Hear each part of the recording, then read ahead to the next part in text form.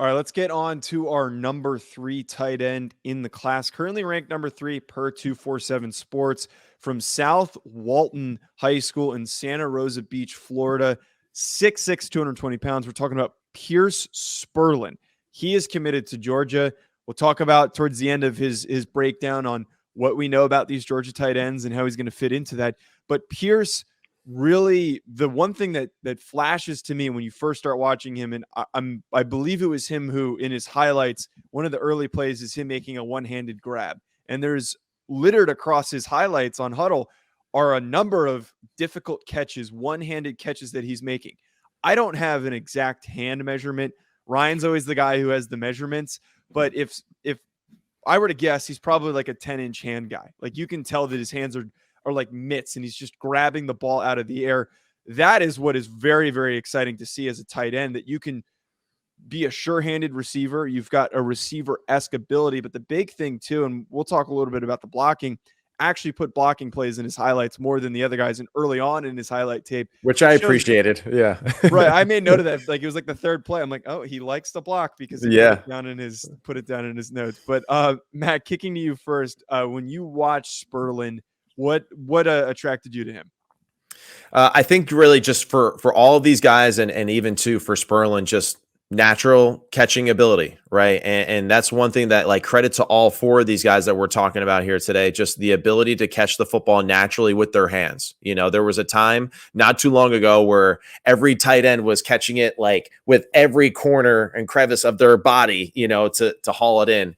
Natural pass catcher, you know, and you said it with the one-handed catches, but even too, just the ones where it's like he's running over the middle, right? Or those other situations like on slants and hitches where like you see him like really frame the football with his hands extremely well. So that was super impressive. He's got a big frame, really big frame, and a frame that too that looks like it's like nowhere near complete as far as his development goes. Like, he still looks like a very young man out there on the field. You know, I was about to say boy, but I don't want to disrespect him like that. But like, he's still a really young man. And I think there's, you know, for him, like, I don't even think that he's really reached, you know, the pinnacle of his ability as far as speed and power yet, because I still think that he is, you know, such a young man that still needs to develop. And the ability to high point was obviously extremely impressive too. His hand strength is ridiculous, man, for a kid his age, right? Like, I mean, you said it, Matt, like, he's a natural plucker of the football, kind of extends and gets the football at the highest point. The one-handed catch that you alluded to, Joe, which was very early in his highlight tape, like, you see the hand strength that this kid has. And then honestly, man, like, and I can't wait to talk about the Georgia layer to this, because I think he kind of mirrors a lot of what Georgia is really looking at the tight end over the last couple cycles. But this kid's explosive too, man. Like, when he gets the football in his hand as a yards after catch player, he hits his top speed very, very quickly. So while the first 2 guys are maybe more physical yards after catch receivers, this kid can kind of explode to daylight. And he has a really nice gear that he gets to in a quick amount of time. So Spurlin's a really talented football player. And to your point, Matt, I don't think we've seen nearly the best of him, right? Like, he needs to physically develop still. He has room to grow as a player. He's still young in that regard, but the upside is just fantastic with Pearce Spurlin. It also felt like, compared to the other guys that we watched, he was asked to do the most as a route runner. Like, he was asked to do a lot of cuts. He wasn't in the same sense where he was just like over the top, throw a deep ball, he'll jump up and go get it. He was asked to make a lot of cuts and stuff that were in the short to intermediate angles, which is very translatable to Georgia's offense, very translatable to most offenses in the SEC. And the route running really shined to me. And we're talking about that explosiveness. His cuts on his routes doesn't look like a tight end. Does that maybe diminish when he adds some more weight? But his cutting ability, his technique on his routes, I thought were very, very impressive for a high school tight end, which is very rare to see a lot of times. I think those are great points that you make, Joe. And that's something that, you know, I think is you're spot on with it. He definitely is asked more than everyone else on this list to do more at the position of, you know, flex tight end, you know, because who knows if they're actually listed as tight ends on their typical high school roster. But he's asked more to do at the tight end position, blocking wise. He's asked to do more receiving wise, and just a little bit more of a well-balanced, you know, just career so far as just his ability to make plays on the field. And that's where I'm sure Georgia got really excited too, because you could see that he is tough, that he does like blocking, that he can kind of maul people.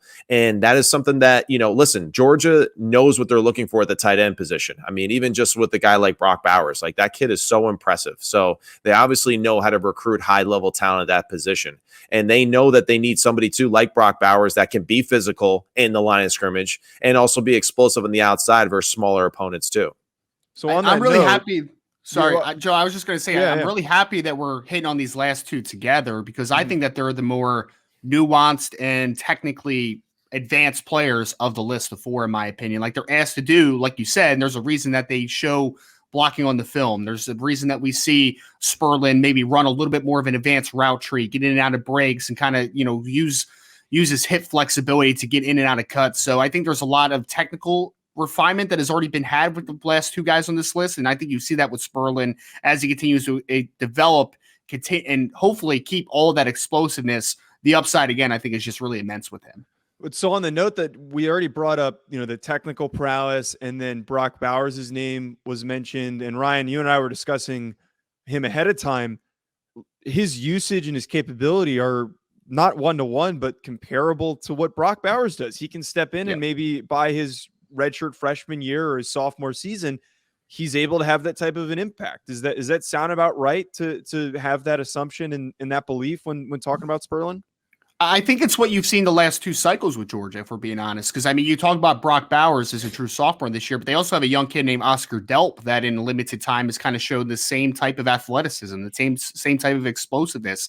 And Brock Bowers, I feel like, kind of gets pigeonholed as like, hey, he's this big wide receiver. And like, sure, he's a really athletic kid, but then you see spurts of like, he could also block, and he also has effort in the run game, and he can do some physicality things physically at the point of attack in the run game. So I think that this kid really does mirror the last two cycles with a Brock Bowers and an Oscar Delp. I think that Georgia has done a great job evaluating and identifying players that really fit the mold that they're looking for. And I think Spurlin's going to be the next guy, the next up in this pipeline that they're building of these athletic, explosive yak type players who can also do enough in the run game to get it, to move the needle for you. So I think that he is exactly what Georgia is modeling in their tight end room now.